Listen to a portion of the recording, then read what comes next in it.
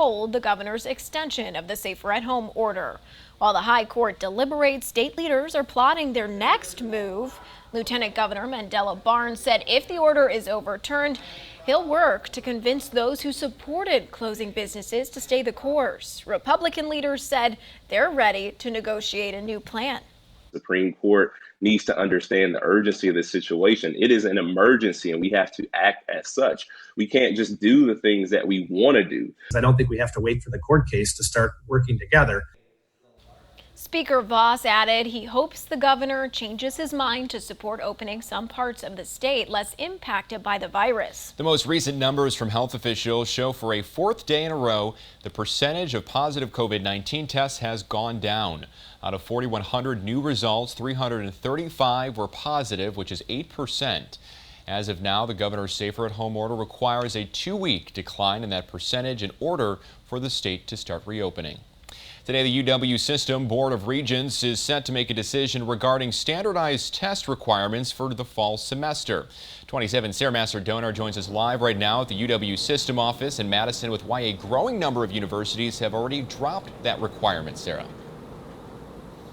So far, 51 colleges and universities have temporarily suspended the requirement to have an ACT or SAT score to get into their establishment, and some have already done this for next year as well. It's all due to the coronavirus pandemic and the inability to make sure the students are safely taking the test in person. Many student and advocacy groups are calling to make this something permanent for the future, but right now the companies behind these tests say they believe they're still a good idea and highly predictive of success during a student's college years.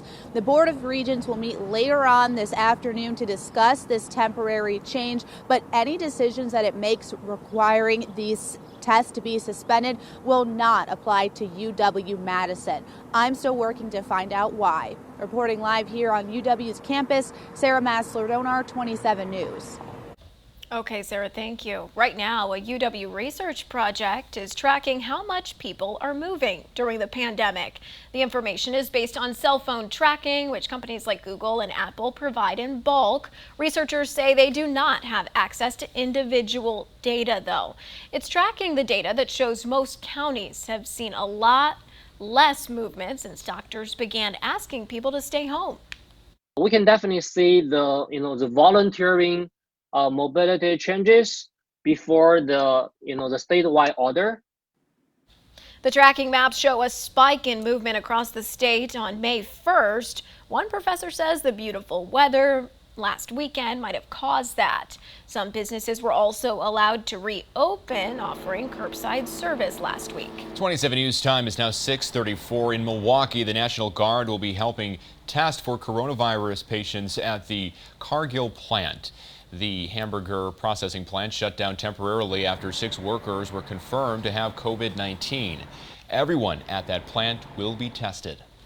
Meat may be hard to come by at the grocery store right now, but producers in southern Wisconsin say they don't expect a shortage in the local supply. Conscious Carnivore has been busier than ever during the pandemic, filling about 100 curbside pickup orders every day. While the butcher shop may limit how much you can buy, it doesn't expect to run out because it gets its meat from local farmers who aren't impacted by the big meatpacking plant closures.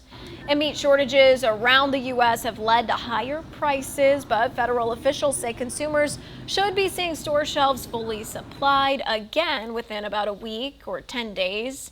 Agriculture Secretary Sonny Perdue says the country has turned a corner on the meat shortage problem, and he made the comments during a meeting at the White House with the president. New this morning, we're learning people who have been hospitalized with COVID-19 may be banned from joining the military. The Pentagon is concerned about the virus impacting its ability to deploy troops safely.